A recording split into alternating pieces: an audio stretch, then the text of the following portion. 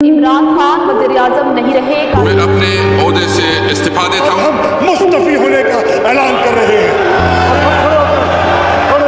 वो जब से गया ना हमारी जिंदगी बर्बाद होगी।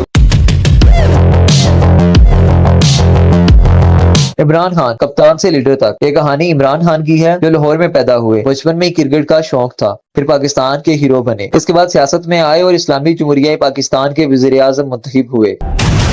मैं अगर सड़कों पर निकलाया ना तो आपके लिए छुपने की जगह नहीं होगी। पाकिस्तानी हुए देख लो आपके सामने कि सारे चोर आ गए।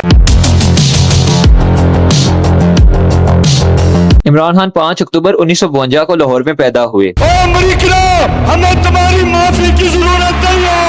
तुम हो कौन? वो हमें माफ करोगे।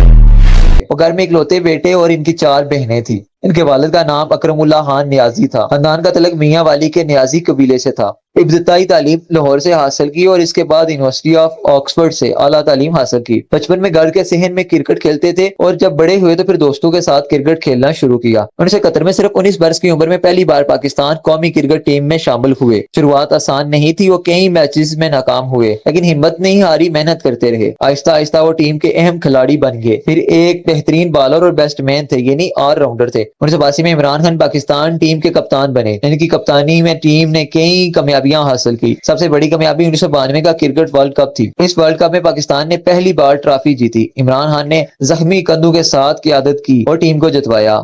ये दिन था कि जब इमरान खान हर पाकिस्तानी के हीरो बन गए। Looking back at my career, I feel that God helps those who are prepared to work hard and whose intentions are clear. And I think probably that was the reason for my success. And I feel very privileged that I have been able to leave my cricketing career with a lot of pride and dignity. And it's a privilege that has often been denied to much greater sportsmen.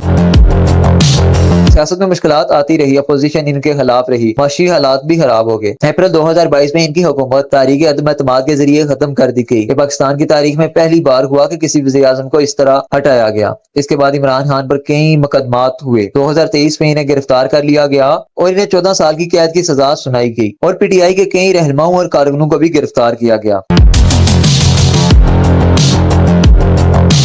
सवाल ये है कि क्या इमरान खान दोबारा इक़्तिदार में आएंगे? क्या वो पाकिस्तान को बदलने के ख्वाब पूरे कर सकेंगे? क्या इनके सियासी सफर का आखिरी मरहला है? ये वक्त बताएगा। इमरान खान पर सबसे बड़ा इल्जाम ये लगाया गया कि इन्होंने वज़ीर आज़म बनने से पहले जो वादे किए थे वो पूरे ना कर सके। मुखालिफिन कहते हैं कि इनके दौर में महंगाई बढ़ी, डॉलर महंगा हुआ, बेरोजगारी में इजाफा हुआ। कई लोग ये कहते हैं कि इमरान खान को हुकूमत चलाने का तजर्बा तक नहीं था, इसी वजह से मुल्क के माशरती हालात खराब हुए। जबकि कुछ लोगों का कहना था कि इमरान खान ने सियासत में बाज़ औक़ात सख्त रवैया अपनाया, इदारों से तल्कात खराब किए और इसी वजह से इनकी हुकूमत कमजोर हुई। इन पर तोशाखाना केस, गैर कानूनी फंडिंग और दूसरे मुकदमात भी शामिल हैं। इनके मुखालिफिन कहते हैं कि इमरान खान ने बाज़ औक़ात अपनी जिद और फैसलों में जल्दबाजी दिखाई, जिसका नुकसान पार्टी और मुल्क दोनों को हुआ। आप भी इमरान खान के हवाले से क्या राय रखते हैं? हमें कमेंट सेक्शन में जरूर आगाह करिए। जब चारों तरफ से अवाम का समुंदर आएगा इस्लामाबाद की तरफ, मैं आपको यकीन दिलाता हूँ कि शहबाज शरीफ ना उसको रोक सकेंगे और ना ये जो डाकू ज़रदारी है ये रोक सकेगा।